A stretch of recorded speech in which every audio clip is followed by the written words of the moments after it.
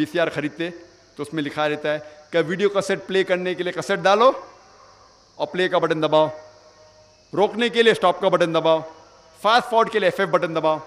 ایک instruction manual ساتھ میں آتی ہے.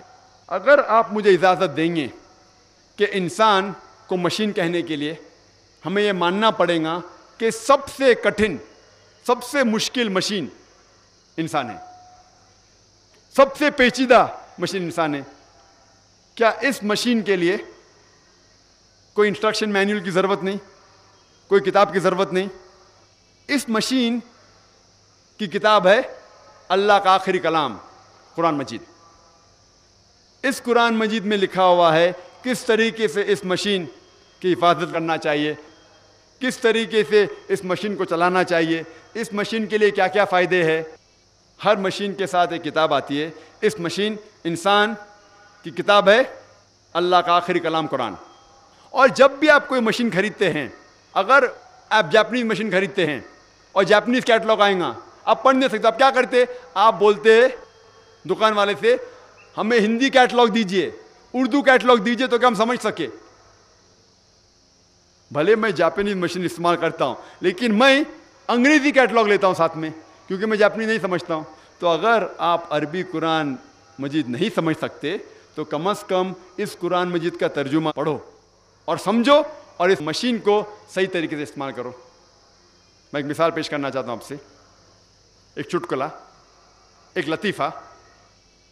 جب موٹر کار ہندوستان میں سب سے پہلی بار آئی تھی تو لوگوں کو موٹر گاڑی چلانے نہیں آتا تھا، تو کمپنی کیا کرتی تھی؟ موٹر گاڑی کے ساتھ ڈرائیور بھی دیتی تھی. لوگ کو گاڑی چلانے نہیں آتا ہے، خرید کے کیا کریں گی؟ تو کمپنی موٹر گاڑی کے ساتھ ڈرائیور بھی دیتی تھی. تو ایک حیدرآباد کے نواب بہت امیر ایک بار ایک موٹر گاڑی خریدتے ہیں، تو اس کے ساتھ میں کمپنی ان کو ڈرائیور بھی دیتی ہے. تو ایک صبح نواب صاحب اٹھتے ہیں اور ڈرائیور سے کہتے ہیں ڈرائیور موٹر گاڑی تیار کرو، مجھے میری بیگم صاحبہ کو شاپنگ کے لیے لے کے جانے کا، شاپنگ کے لیے. تو ڈرائیور کہتا ہے نواب صاحب گاڑی خراب ہو گئی ہے. نواب صاحب تیش میں آ کے کہتے ہیں گاڑی کوئی بھی حالت میں فوراً تیار کرو، مجھے میرے بیگم صاحبہ کو شاپنگ کے لیے لے کے جانے کا ہے. تو ڈرائیور نواب صاحب سے کہتا ہے کہ گاڑی کو صحیح کرنے کے لیے مجھے ضرورت ہے 10 کلو گھی کی، اصل گھی، 20 کلو شہد، 30 لیٹر دودھ اور 40 کلو چاول، وہ بھی باسمتی چاول. تو نواب صاحب 10 کلو اصل گھی دیتے ہیں، 20 کلو شہد دیتے ہیں، 30 لیٹر دودھ دیتے ہیں اور 40 کلو چاول باسمتی چاول دیتے ہیں. وہ ڈرائیور سب چیز لیتا ہے، اپنی بیگم صاحبہ کو دے دیتا ہے اور 15 منٹ میں گاڑی پھر سے اچھی ہو جاتی ہے. میں آپ سے یہ پوچھنا چاہتا ہوں آج کی تاریخ میں اگر آپ کا ڈرائیور کہے گا کہ مجھے گاڑی صحیح کرنے کے لیے 10 کلو گھی چاہیے، 20 کلو شہد چاہیے، 30 لیٹر دودھ چاہیے، 40 کلو باسمتی چاول چاہیے، تو اب کیا کریں گے؟ کیا کریں گے؟ کیا کریں گے؟ ہاں نہیں دیں گے. کیا کریں گے؟ ماریں گے.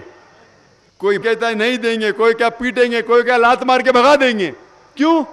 بھلے ہم گاڑی ریپیئر کرنا نہیں جانتے لیکن کم از کم اتنا تو جانتے کہ گاڑی دودھ سے نہیں چلتی، چاول سے نہیں چلتی، گاڑی شہد سے نہیں چلتی. ہم بھلے میکینک نہیں ہیں لیکن ہمارے پاس گاڑی کا کم از کم اتنا علم تو ہے کہ وہ چاول سے نہیں چلتی، دودھ سے نہیں چلتی، شہد سے نہیں چلتی، گھی سے نہیں چلتی. اسی طریقے سے اگر ہر مسلمان قرآن کو کم از کم سمجھ کے پڑھے، بھلے ہم عالم نہیں ہیں، تو کوئی بھی مولانا، کوئی بھی عالم آپ کو گھمائے گا نہیں. آج کے ماحول میں آپ دیکھتے مسلمان فرقوں میں بٹے ہوئے، یہ عالم وہ کہتا ہے، یہ عالم یہ کہتا ہے، یہ عالم وہ کہتا ہے، یہ مولانا یہ کہتا ہے. اگر ہم مسلمان قرآن مجید کو سمجھ کے پڑھے تو کوئی بھی مولانا آپ کو گھمائے گا نہیں، کوئی بھی مولانا آپ کو گمراہ نہیں کریں گا.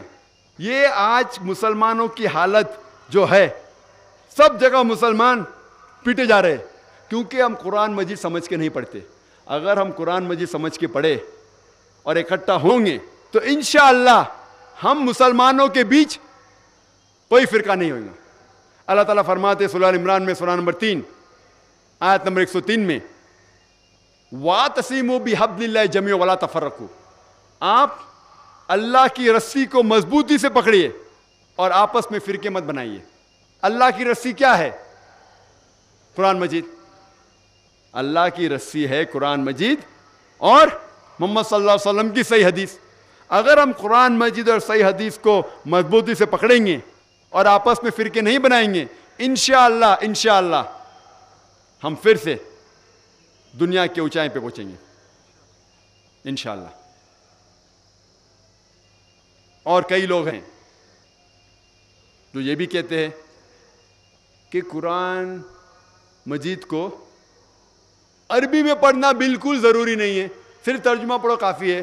یہ اس طرف جا رہے ہیں، ایک مسلمان اس طرف جا رہے جو قرآن مجید کو سمجھ کے پڑھو ہی مت، اور دوسرے طرف جو بہت ماڈرن مسلمان ہیں بولتے عربی میں پڑھ کے فائدہ کیا ہے۔ اللہ تعالیٰ فرماتے سورہ نساء میں سورہ نمبر 4 آیت نمبر 171 لا تغلوا فی دینکم، آپ دین کے اندر جاستی مت کیجیے، مطلب دائرے کے باہر مت جائیے، دائرے میں رہیے، ڈو ناٹ کمٹ ایکسیسز۔ عربی پڑھنے کے بھی فائدے ہیں۔ اللہ تعالیٰ فرماتا ہے سورہ عنکبوت میں سورہ نمبر 29 آیت نمبر 45 اللہ تعالیٰ فرماتے اتلو ما اوحی الیک من الکتاب، آپ پڑھو اس آیت کو جو اللہ تعالیٰ نے نازل کی اس کتاب میں، یعنی پڑھنا بھی عربی میں آپ کو فائدے پہنچائیں گا۔ اللہ کے نبی محمد صلی اللہ علیہ وسلم فرماتے ہیں حدیث ترمذی کی حدیث نمبر 1003 جہاں اللہ کے رسول فرماتے ہیں کہ جو کوئی ایک حرف قرآن شریف کا پڑھتا ہے اسے 10 ثواب ہے۔ اللہ ایک حرف نہیں، الف ایک حرف ہے، لام ایک حرف ہے، ہاں ایک حرف ہے۔ اگر آپ اللہ کہیں گے تو آپ کو 30 ثواب ملیں گا۔ عربی قرآن پڑھنے کے بھی ثواب ہے، لیکن یہ 10 ثواب ہم اتنے غلطیاں کرتے ہیں، ہر روز اتنے گناہ کرتے ہیں کہ 10 ثواب کافی ہے ہمیں جنت لے کے جانے کے لیے؟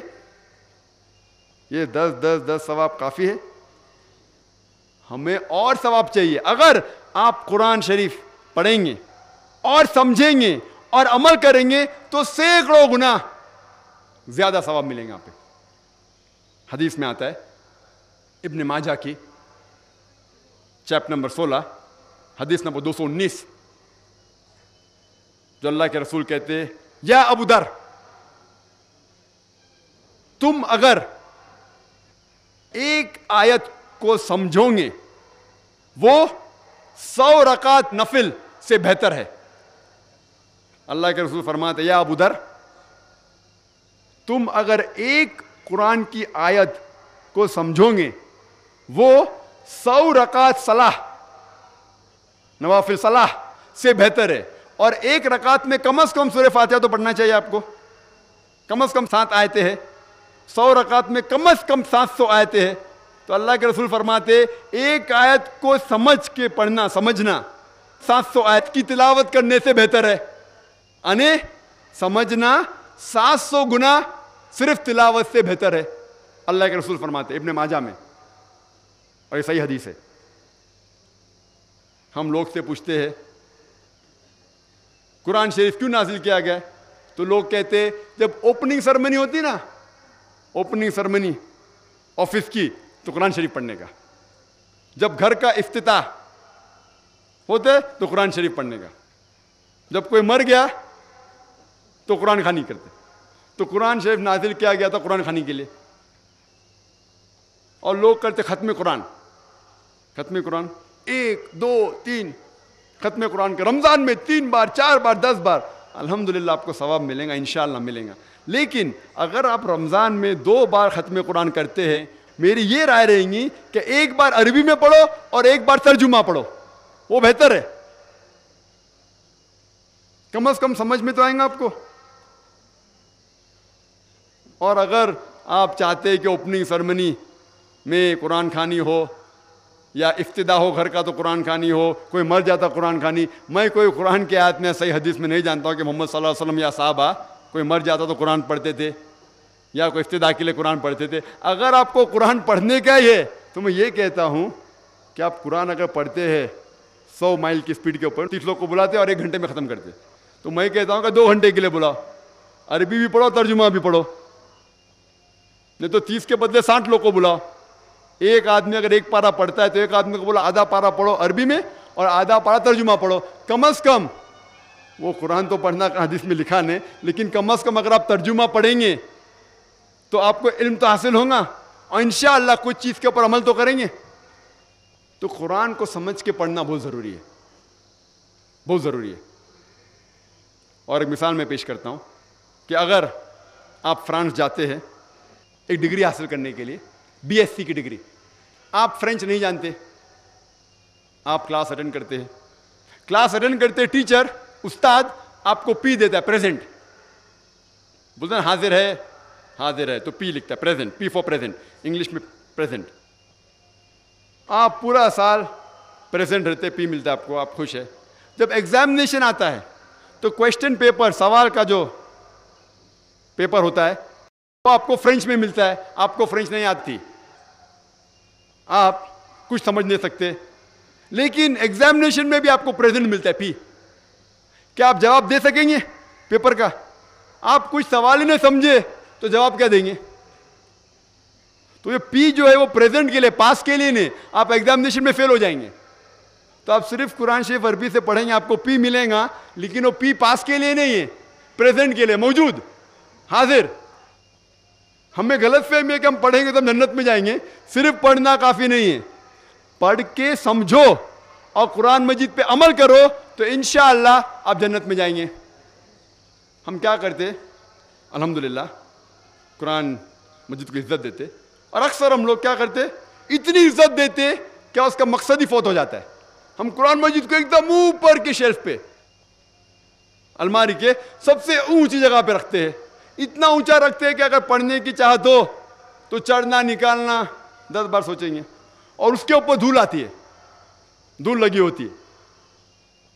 جو کتاب ہم روز استعمال کرنا چاہتے وہ کتاب ایسے ہائٹ پہ رکھنا چاہیے, ایسے جگہ پہ رکھنا چاہیے جو آسانی سے نکالی جا سکتی.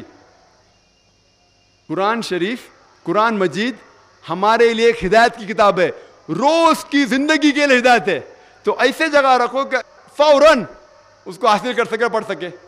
کچھ لوگ قرآن مجید کو کپڑے میں, مخمل کے کپڑے میں اتنا ٹائٹ باندھ کے رکھتے ہیں کہ جب پڑھنے کا شوق ہوا تو بولیں گے ارے کھولنے کے لیے 5 منٹ, باندھنے کے لیے 10 منٹ, میرے پاس تو صرف 10 منٹ ہے, جان دو نہیں پڑھوں گا. عزت دینا چاہیے, الحمدللہ اچھی بات ہے, لیکن صرف اوپر کی عزت اور دل میں عزت نے کوئی فائدہ نہیں.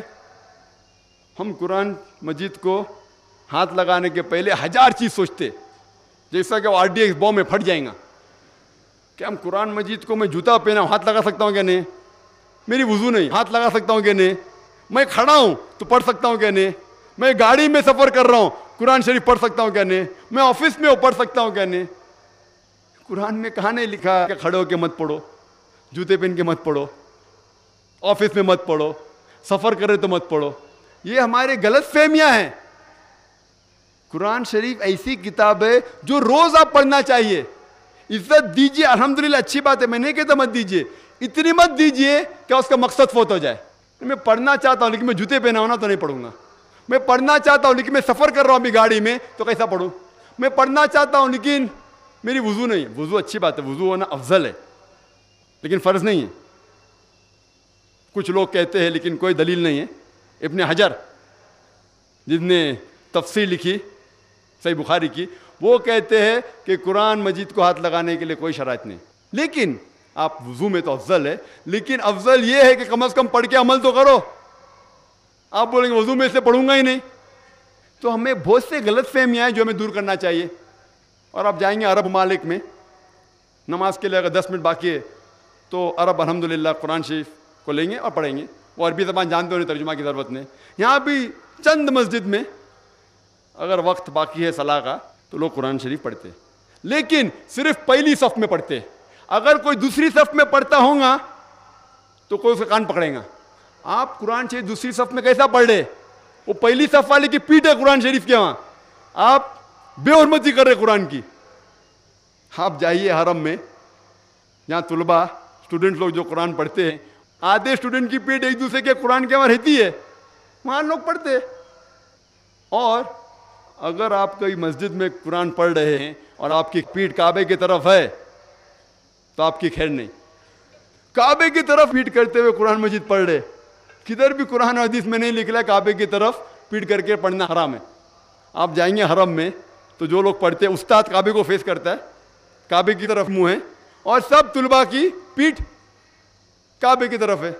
किधर लिखा हुआ है? ये हमारे गलत फहमियां हैं जो हमें दूर करना चाहिए। कुरान मजीद को ऐसी किताब बनाना चाहिए जो हर रोज हमें हिदायत दे, हर रोज उसका मुताला करना चाहिए। हम इतनी इज्जत देते, दीजिए, महीने के तो मत दीजिए, वो इतनी मत दीजिए कि उसका मकसद ही फोत हो जाए। और एक चुटकुला और एक पेश करना चाहता हूं। एक हिंदुस्तान के बहुत मशहूर कारी सऊदी अरेबिया गए थे और मगरिब का वक्त हो चुका था, आज़ान हो चुकी थी मगरिब की। तो वहाँ के अरब लोग ने बोले, हिंदुस्तान के कारी माशाअल्लाह इतने अच्छे, उन्हें कहा कि आप इमामत करो। तो हिंदुस्तान के कारी इमामत के, मगरिब की सलाह अच्छी करात पड़ी, अल्हम्दुलिल्लाह मगरिब की सलाह हो गई। एक अरब कारी साहब को देख के मुस्कुराया, तो कारी साहब ने उनसे पूछा, क्या आपको मेरी किरात पसंद नहीं आई? तो अरब ने कहा, आपकी किरात तो माशाअल्लाह बहुत अच्छी थी, लेकिन मैं सोच रहा था कि मगरिब सलाह में आपने यूसुफ अलैहिस्सलाम को कुएं में डाला, लेकिन सलाह के पहले बाहर क्यों नहीं निकाला? जो लोग कुरान शरीफ तर्जुमे से पढ़ चुके हैं वो जानेंगे कि क्या चुटकुला है।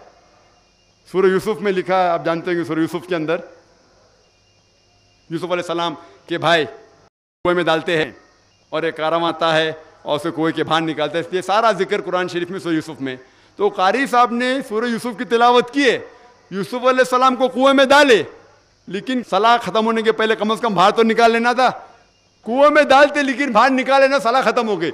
उसका मतलब ये कि कारी साहब तिलावत तो अच्छी की, लेकिन क्या कुरान शरीफ की मानी वो समझे नहीं, तो कुएं में डाले लेकिन बाहर नहीं निकाले यूसुफ अलैहिस्सलाम को।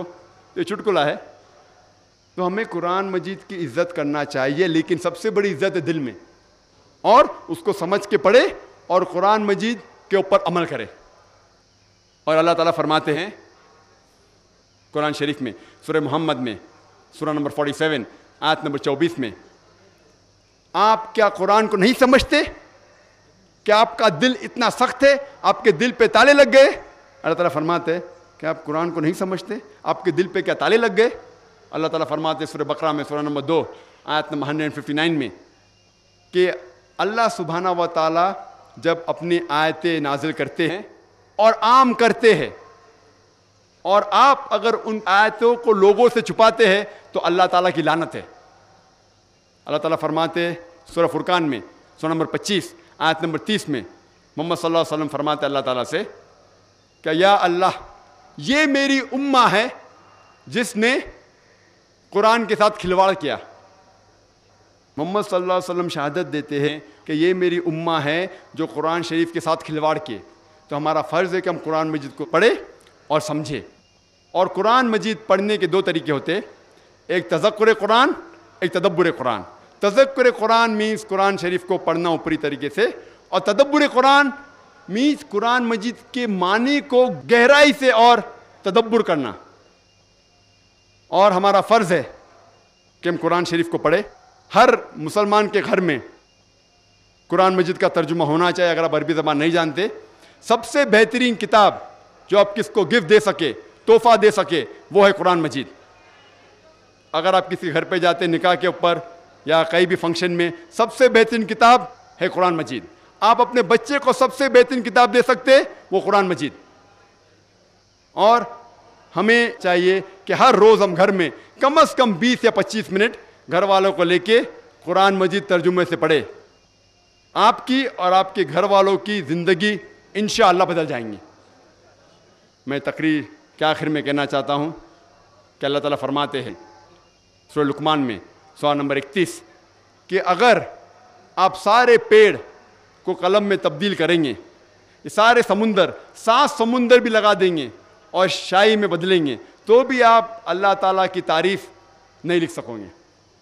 اللہ تعالیٰ فرماتے سورہ الحشر میں سورہ نمبر 59 آیت نمبر 24 میں، اگر یہ قرآن پہاڑ پہ نازل کیا جاتا تو پہاڑ ریزہ ریزہ ہو جاتا، ٹکڑے ٹکڑے ہو کے گر جاتا۔ اس کے معنی اگر پہاڑ کو ذرا بھی احساس ہوتا اور اللہ تعالیٰ اس قرآن کو پہاڑ کے اوپر نازل کرتا تو پہاڑ اس قرآن کے بوجھ سے ریزہ ریزہ ٹکڑے ٹکڑے ہو جاتا، اور ہم مسلمان کو کوئی فرق نہیں ہو رہا ہے۔ اسی لیے میں کہتا ہوں بھائیوں کہ قرآن کو پڑھیے، سمجھیے اور اس پر عمل کرو۔ میں تقریر کے آخر میں وہ حدیث پیش کرنا چاہتا ہوں جو حضرت عثمان کی حدیث ہے۔ محمد صلی اللہ علیہ وسلم کہا صحیح بخاری میں کتاب نمبر 6 حدیث نمبر 545، جس میں حضرت عثمان رضی اللہ عنہ فرماتے کہ محمد صلی اللہ علیہ وسلم نے کہا خیرکم من تعلم القرآن وعلمہ، سب سے بہترین وہ لوگ ہیں جو قرآن کو سمجھتے ہیں اور لوگوں کو سمجھاتے ہیں۔ وآخر دعوانا الحمدللہ رب العالمین۔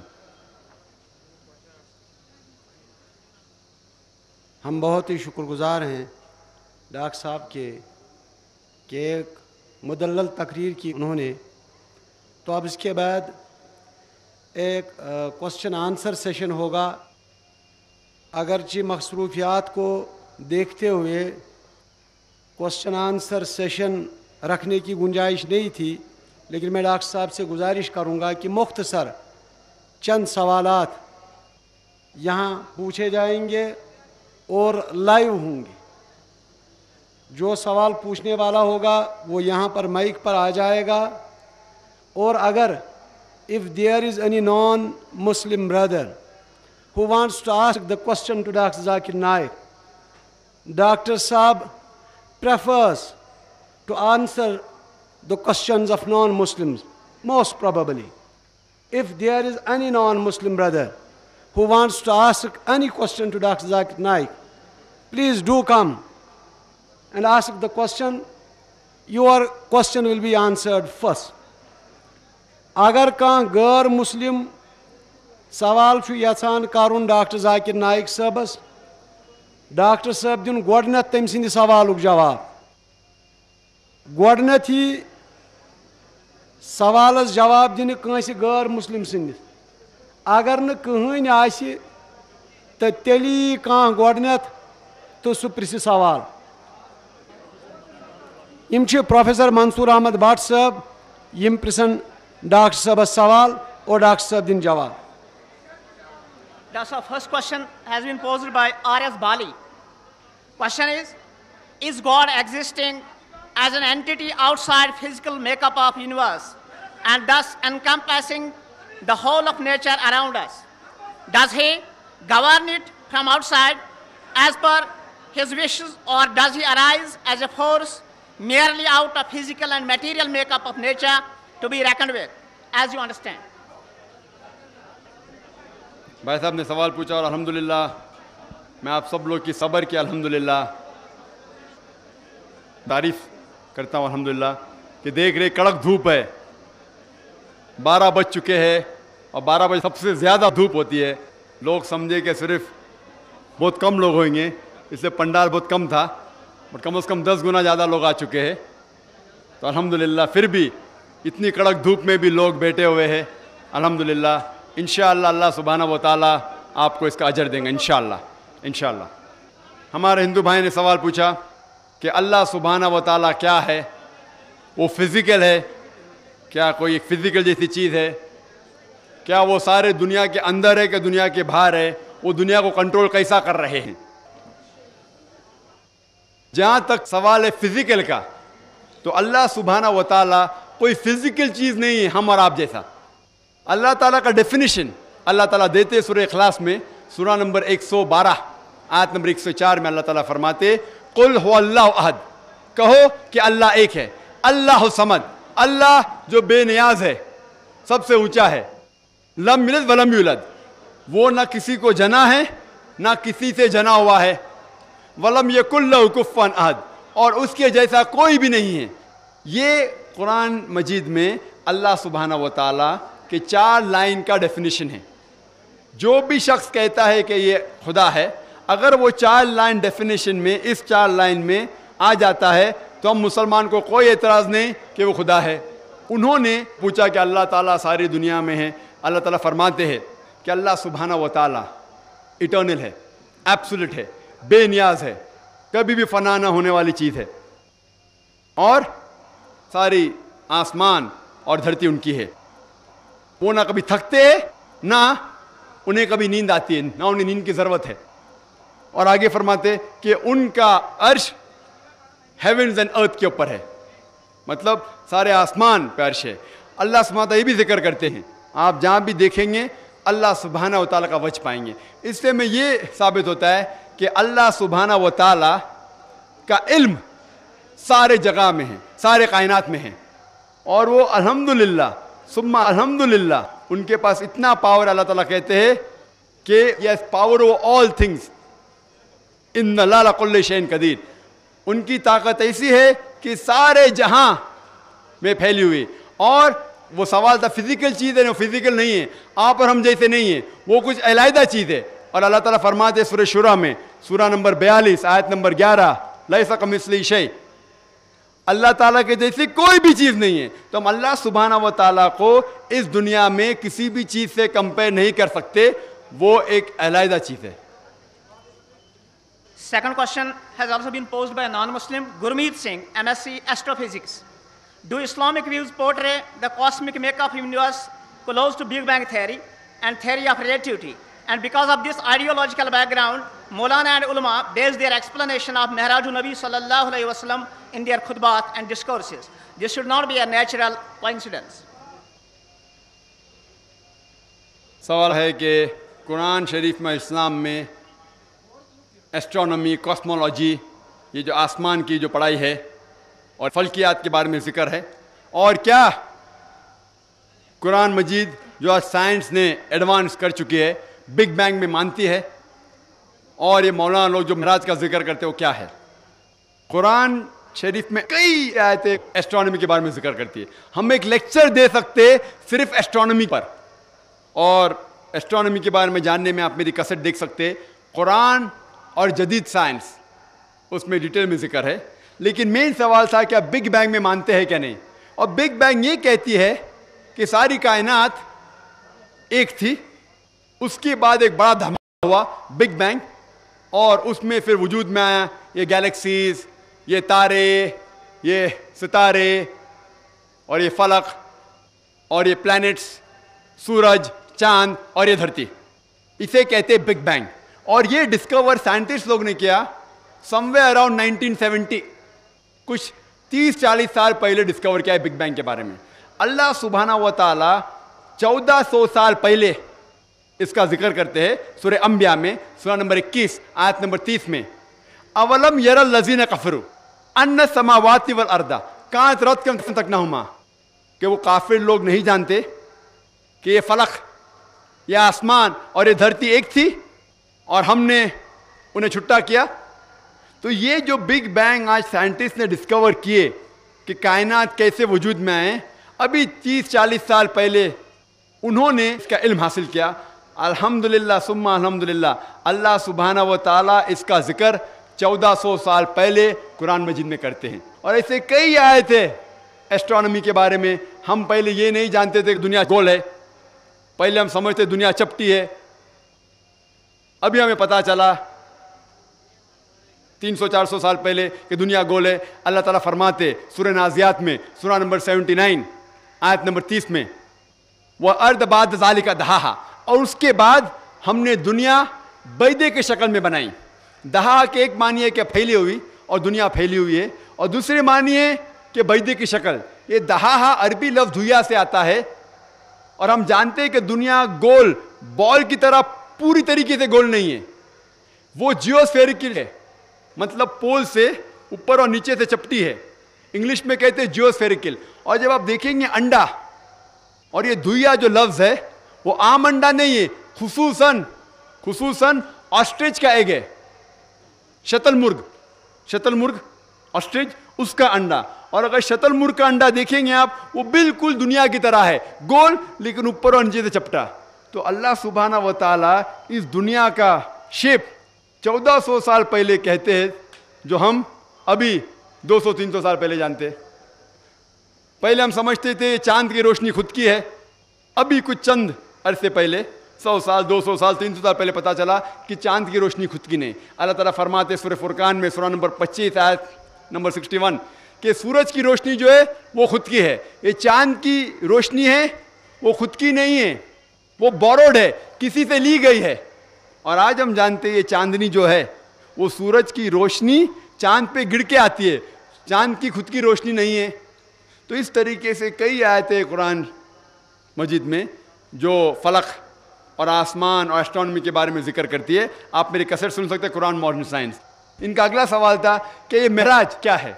मेराज का जिक्र है सूरह इसरा में सूरह नंबर 17 आयत नंबर 1 में कि हमने मोहम्मद सल्लल्लाहु अलैहि वसल्लम को मस्जिद हरम से मस्जिद अक्सा ले गए, और मेराज का जिक्र है कि किस तरीके से वो आसमान पर जाते। ये एक मौजिज़ा है। साइंस इतनी तरक्की नहीं कर चुकी है कि सब कुछ कह सकती है। ये एक मौजिज़ा है जो कुरान शरीफ में जिक्र है सूरह इसरा में सूरह नंबर 17 आयत नंबर 1। ये एक मौजिज़ा है कि अल्हम्दुलिल्लाह मोहम्मद सल्लल्लाहु अलैहि वसल्लम ने मेराज किया। साइंस हर चीज़ के बारे में इल्म नहीं रखती। साइंस को ये भी नहीं इल्म है कि जन्नत है जहन्नम है, साइंस को ये भी नहीं इल्म है कि जिन है या फरिश्ते, लेकिन साइंस ये भी नहीं कह सकती कि जिन नहीं है, फरिश्ते नहीं है, जन्नत नहीं है, जहन्नम नहीं है। तो मैं कहता हूँ जो भी कुछ कुरान मजीद में लिखा हुआ है 80% साइंस ने उसे तहकीक करके कह दिया 100% सही है।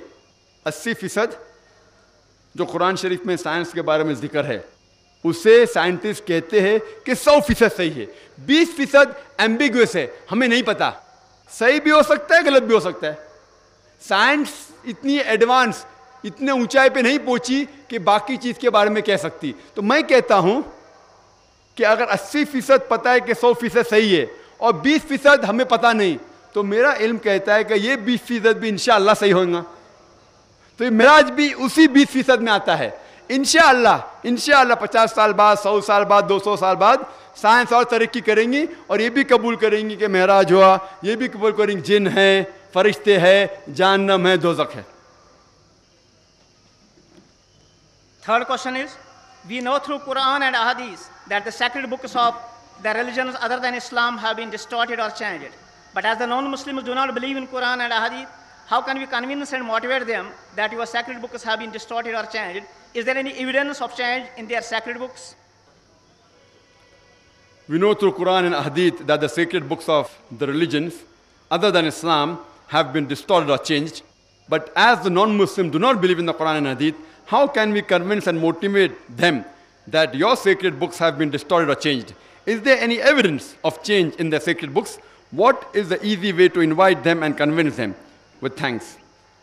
ये एक बहुत अच्छा सवाल है कि हम जानते हैं कि कुरान शरीफ में जिक्र है क्या कुरान के अलावा और भी अल्लाह ताला ने किताबें नाजिल की।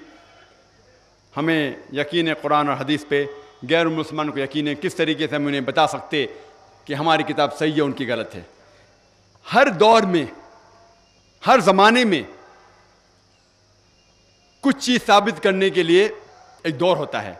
मिसाल के तौर पे पहले दौर था मौजिज़ा का, मौजिज़ा, और अल्हम्दुलिल्लाह कुरान साबित कर चुका है कि अल्लाह की किताब है, क्योंकि सारे जहां में सबसे बेहतरीन मौजिज़ा है कुरान शरीफ।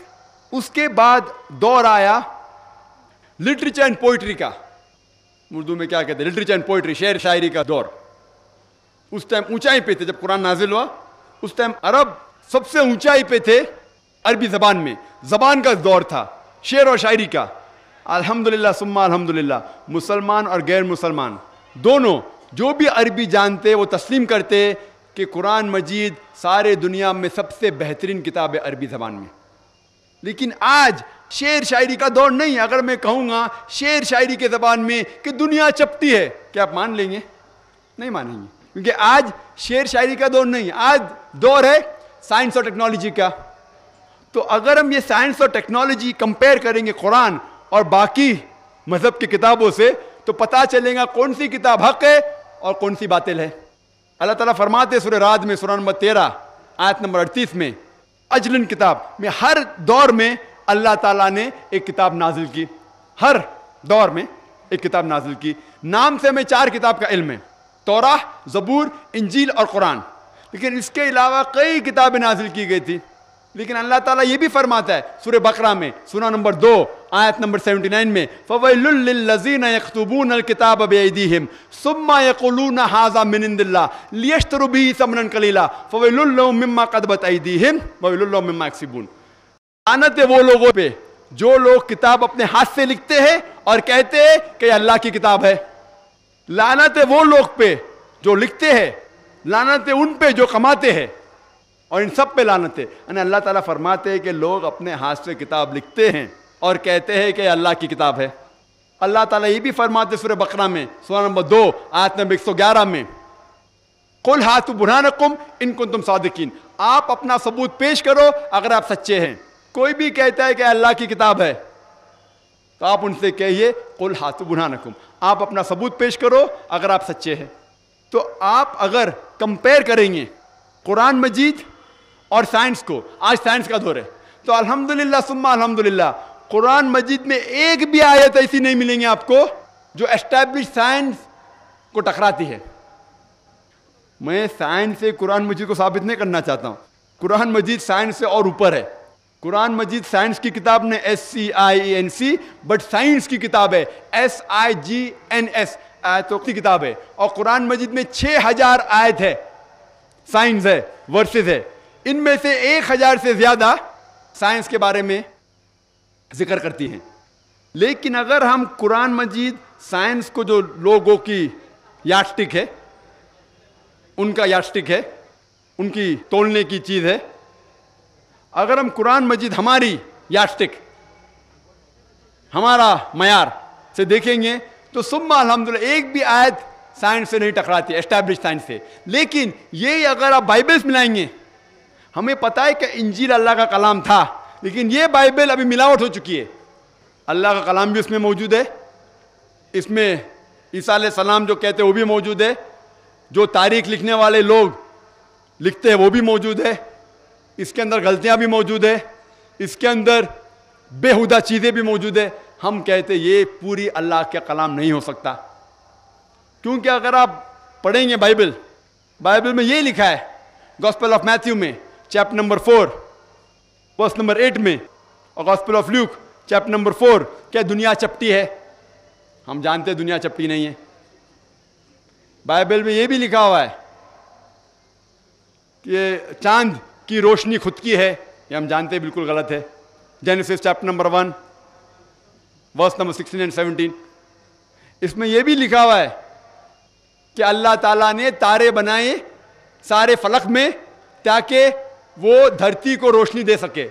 हम ये जानते हैं कि आज फलक के अंदर करोड़ों करोड़ों गैलेक्सीज है, हर गैलेक्सी में करोड़ों सितारे हैं। हम सिर्फ हमारे गैलेक्सी के अलावा 2 गैलेक्सी के तारे को देख सकते हैं, यानी 3 गैलेक्सी से ज्यादा तारे की रोशनी यहां पहुंचती नहीं।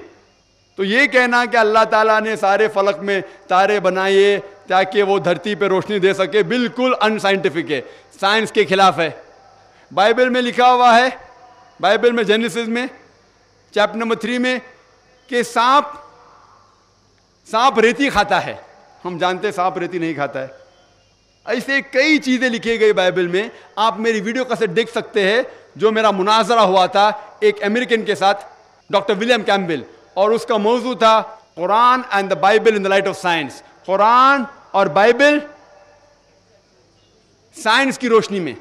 और उसके अंदर कम से कम 38, वक्त बहुत कम था, 38 साइंटिफिक गलतियां मैंने बाइबल में निकाली, और डॉक्टर विलियम कैम्पबेल एक भी गलती का जवाब नहीं दे सके।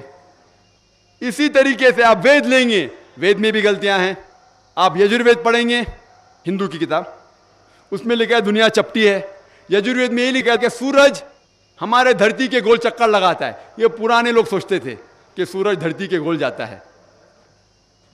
तो इस तरीके से अगर हम साइंस का मुताला करेंगे बाकी किताबों से, सिर्फ एक ही किताब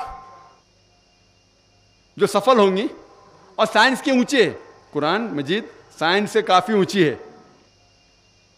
तो इससे हम ये साबित कर सकते हैं कि अल्हम्दुलिल्लाह कुरान शरीफ एक सही किताब है और बाकी मज़हबों की किताब के अंदर मिलावट है।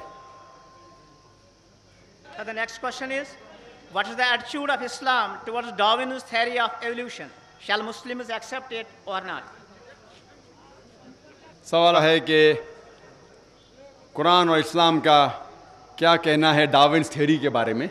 और डार्विन्स थ्योरी हम जानते हैं कि डार्विन्स थ्योरी में लिखा हुआ है कि हम इंसान बंदरों से आए, और कुरान शरीफ में तो ये लिखा नहीं। कुरान शरीफ में लिखा हुआ है कि हम आदम और हव्वा से पैदा हुए। आप कोई भी किताब पढ़ेंगे सब में लिखा हुआ है थ्योरी ऑफ एवोल्यूशन। कोई भी किताब में ये नहीं लिखा फैक्ट ऑफ एवोल्यूशन, मतलब ये थियरी है, ये उनकी थियरी है, हकीकत नहीं है।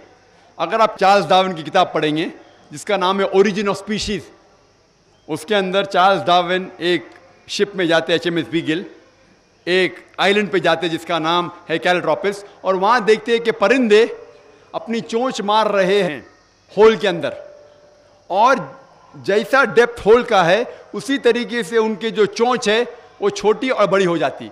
तो इसको देख के वो अपनी थ्योरी प्रोपाउंड करते हैं नेचुरल सिलेक्शन की।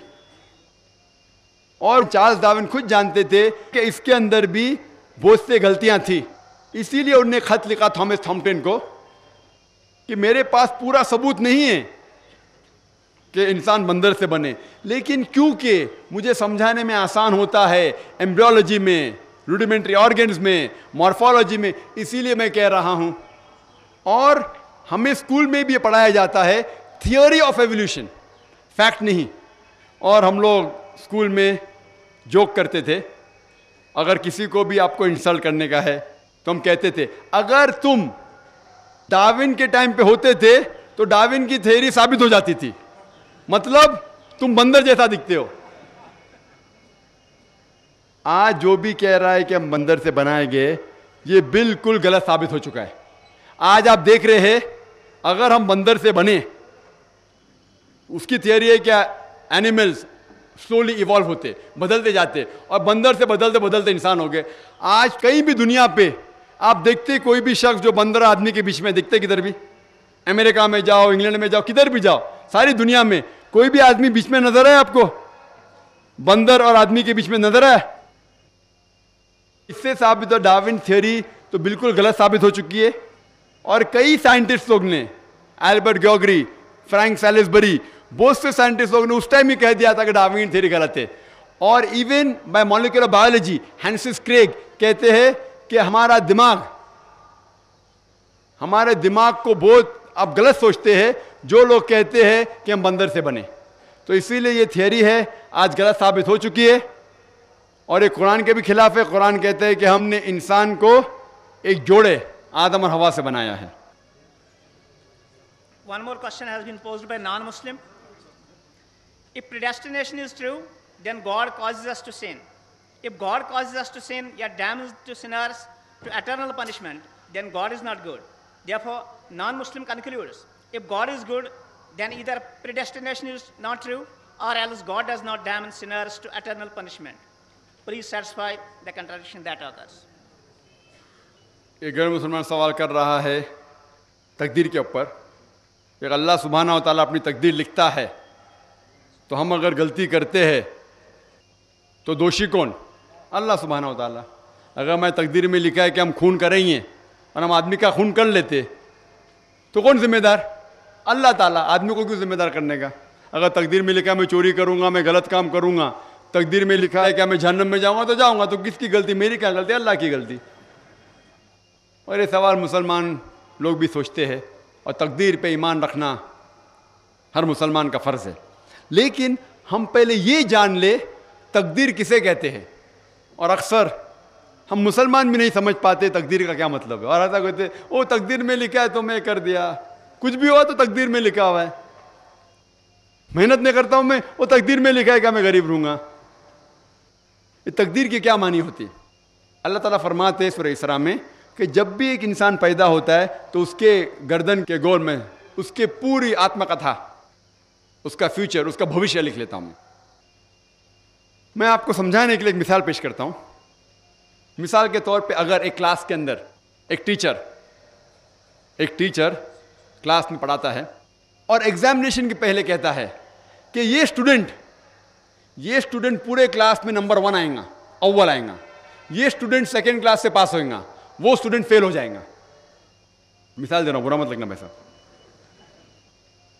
और एग्जामिनेशन होता है और ये स्टूडेंट फर्स्ट आता है, ये स्टूडेंट सेकेंड क्लास से पास होता है और ये स्टूडेंट फेल हो जाता है।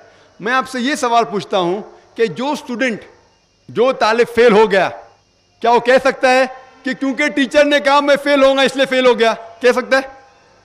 कह सकता है क्या? नहीं कह सकता। क्यों? टीचर अपने तजुर्बे से कह रहा है ये स्टूडेंट बहुत अच्छा है, बहुत पढ़ाई करता है इसलिए फर्स्ट आएगा, ये स्टूडेंट ठीक है सेकंड क्लास, ये स्टूडेंट पिक्चर देखता है क्लास ही ना अटेंड करता है इसलिए फेल होएगा। तो अपने तजुर्बे से वो भविष्य के बारे में कहता है, लेकिन वो स्टूडेंट नहीं कह सकेगा क्योंकि टीचर ने मुझे कहा मैं फेल होऊंगा इसलिए फेल हो गया। दोषी कौन? वो खुद स्टूडेंट, उसने पढ़ाई नहीं किया। इसी तरीके से अगर आप कंपेयर करेंगे, अल्लाह सुब्हाना व तआला टीचर से तो बहुत ऊंचे। टीचर तो कभी कभी गलती कर सकता है, अल्लाह सुब्हाना व तआला के पास इल्म गैब है, वो भविष्य के बारे में जानते हैं। जब भी कोई काम होता है कुछ चीज फिक्स्ड है, आप कहां पैदा होंगे, आप कब मरे, कुछ चीज मुकम्मल है। उसके अलावा अल्लाह सुब्हाना व तआला ने आपको फ्री विल दिया है। फ्री विल मतलब आप जो भी चाहे चुन सकते हैं। अल्लाह ताला को हिदायत दी कुरान और हदीस में, लेकिन आपके ऊपर है आप उसके ऊपर अमल करें नहीं करें। लेकिन अल्लाह ताला जानता है आप क्या करेंगे। मिसाल के तौर पर आप एक रास्ते पे चल रहे हैं और एक चौराहे पे आते हैं, 4 रास्ते हैं, नंबर 1, नंबर 2, नंबर 3, नंबर 4। आप कोई भी रास्ता चुन सकते हैं, आप चुनते हैं रास्ता नंबर 3। अल्लाह सुब्हानहू तआला को पहले से इल्म गैब है, पहले से पता था कि आप जब चौराहे पे आएंगे आप रास्ता नंबर 3 लेंगे, तो अल्लाह ताला पहले से लिख लेता है कि आप रास्ता नंबर 3 चुनेंगे। क्योंकि अल्लाह ताला ने लिखा इसलिए आप नहीं चुन रहे, क्योंकि आप चुनने वाले थे, अल्लाह ताला ने लिखा। इसे कहते इल्म गैब। अल्लाह सुब्हानहू तआला के पास इल्म गैब है। अल्लाह ताला को पहले से पता था कि आप नंबर 3 चुनेंगे, और अल्लाह ताला तकदीर में लिख दिया कि आप नंबर 3 रास्ता चुनेंगे। क्योंकि अल्लाह ताला ने लिखा इसलिए आप 3 नहीं चुन रहे, क्योंकि आप चुनने वाले थे, अल्लाह ने लिखा। और एक मिसाल पेश करता हूं, आपने 10वीं पास की, 12वीं पास की, आप डॉक्टर भी बन सकते, आप इंजीनियर भी बन सकते, आप लॉयर भी बन सकते। आप चुनेंगे डॉक्टर बनने के लिए। अल्लाह ताला को पता है कि आप जब 12वीं पास करेंगे तीनों चीज आप बन सकते हैं, आप डॉक्टर भी बन सकते, इंजीनियर भी बन सकते, लॉयर भी बन सकते। आप चुनेंगे डॉक्टर बनने के लिए, तो तकदीर में लिख दिया अल्लाह ताला आप 12वीं पास करेंगे और डॉक्टर बनेंगे। क्योंकि अल्लाह ताला ने लिखा इसलिए आप डॉक्टर नहीं बने, क्योंकि आपने चुना इसलिए अल्लाह ताला ने पहले से लिख दिया। आप समझे? कुछ लोग कल एग्जाम है, कल एग्जाम है, अच्छा है, तालिब अच्छा है, अभी कल एग्जाम है, क्या पढ़ने का? तकदीर में लिखा है कि पास तो पास, फेल तो फेल, और वो नहीं पढ़ता है और वो फेल हो जाता है। तकदीर में लिखा होता है यह आदमी पढ़ता था तो पास होता था, लेकिन इसकी सोच भी टेढ़ी थी। अल्लाह ताला ने लिखा है तकदीर में ये शख्स अगर पढ़ता था पास होता था, लेकिन उसने सोचा क्या पढ़ूं मैं, तकदीर में लिखा नहीं पढ़ता फेल हो जाता है। तो दोषी कौन? अल्लाह या वो खुद? तकदीर में भी लिखा है ये वो पास हो सकता था लेकिन वो नहीं पढ़ता इसलिए फेल हो गया। फिर बोलेगा देखो तकदीर को तो मैं टाल नहीं सकता हूं। इसीलिए वो कहावत है, अल्लामा इकबाल ने कहा है, खुद ही को अगर इतना बुलंद कर तकदीर के पहले खुदा अपने बंदे से खुद पूछे बताते ही रजा क्या है। और हदीस में आता है कि दुआ तकदीर को बदल सकती है। मिसाल के तौर पे अगर आप जाते एग्जामिनेशन में और आपका पेपर अच्छा नहीं जाता और आप जानते कि आप फेल होंगे, आप घर पे आते और दुआ करते अल्लाह ताला से, या अल्लाह सुब्हानहू तआला मैंने पेपर में अच्छा नहीं किया मुझे पास कर ले। अल्लाह ताला आपकी दुआ को कबूल कर लेता और पास कर लेता। तकदीर में ये लिखा है कि आपने पेपर अच्छा नहीं किए, आप फेल होने वाले रहते, लेकिन आपने दुआ की। अल्लाह ताला को ये भी पता है कि आप दुआ करने वाले कि नहीं करने वाले, और तकदीर में ये भी लिखा है कि अल्लाह ताला आपकी दुआ को कबूल करेंगे। अल्लाह ताला भी जानता है अगर आप 100 साल बाद कोई शख्स दुआ करेगा, वो भी जानता है अल्लाह ताला वो दुआ कबूल करेगा कि नहीं, वो भी तकदीर में लिखा हुआ है। तो इसीलिए हमें हर रोज दुआ करना चाहिए, हर वक्त दुआ करना चाहिए। दुआ तकदीर को बदल सकती, मतलब जो आपकी पहली होने वाला था उसको बदल सकती, लेकिन वो भी तकदीर में लिखा है कि आप दुआ करने वाले, और वो भी लिखा है कि अल्लाह ताला दुआ को कबूल करेंगे क्या नहीं। तो तकदीर में लिखा है कि आप फेल होने वाले थे, आप घर पे आते हैं दुआ करेंगे, अल्लाह ने दुआ को कबूल किया और आप पास हो जाएंगे। تو اسی لیے ہم مسلمان کو اللہ پہ بھروسہ رکھنا چاہیے. لیکن اللہ کے رسول نے فرمایا اللہ پہ بھروسہ رکھو لیکن اونٹ کو باندھو. آپ نے کہہ سکتے اللہ پہ تقویٰ ہے, میں گھر کا دروازہ کھلا رکھوں گا, کوئی چور نہیں آئے گا. اللہ کے رسول نے فرمایا اللہ پہ بھروسہ رکھو لیکن اونٹ کو باندھو. تو اللہ پہ پورا بھروسہ ہونا چاہیے, لیکن آپ خود محنت کرنا چاہیے, آپ خود جہاد کرنا چاہیے, آپ کو خود قرآن پہ عمل کرنا چاہیے. آپ کہیں گے ابھی تقدیر میں لکھا ہوا ہے میں چوری کروں گا, تو آپ کام ہی نہیں کریں گے اور چوری کریں گے اور بولیں گے تقدیر میں لکھا ہے, یہ آپ کی غلطی ہے, اللہ تعالیٰ کی نہیں. تو آپ کو ہر وقت جد و جہد کرنا چاہیے اچھے کام کے لیے. قرآن کو سمجھ کے پڑھو اور عمل کرو, انشاءاللہ آپ اس دنیا اور آخرت میں کامیاب ہوں گے. Sir, 2 more live questions from that side. Erudite brother Dr. Zakir Naik, Assalamu alaikum wa rahmatullahi wa barakatuh. I am Imtiaz, lecturer by profession. I have a question. I have gone through Nurun min Nurillah, and second, Huwallazi ja'ala shamsu ziyaun wa qamaru nura, and third, Allahu nur as-samawati wal ard. I couldn't understand what is this nur, please. بھائی صاحب نے قرآن میں کئی آیت کوٹ کیے, آخری آیت جو کوٹ کیا اللہ نور سماواتی والارض, وہ سورہ نور کی آیت ہے, سورہ نمبر 24 آیت نمبر 35, جس میں اللہ تعالیٰ فرماتا ہے اللہ نور سماواتی والارض, کہ اللہ سبحانہ و تعالیٰ اس آسمان اور اس دھرتی کے نور ہیں. نور ایک عربی لفظ ہے جو میں نے ذکر کیا سورہ فرقان میں سورہ نمبر 25 آیت نمبر 61 میں, کہ نور کے معنی روشنی کو ریفلیکٹ کرنا, ریفلیکٹڈ لائٹ, یا منیر جو بورو کی ہوئی لائٹ. نور کی معنی ریفلیکشن آف لائٹ, مطلب ایک لائٹ کو ریفلیکٹ کرنا.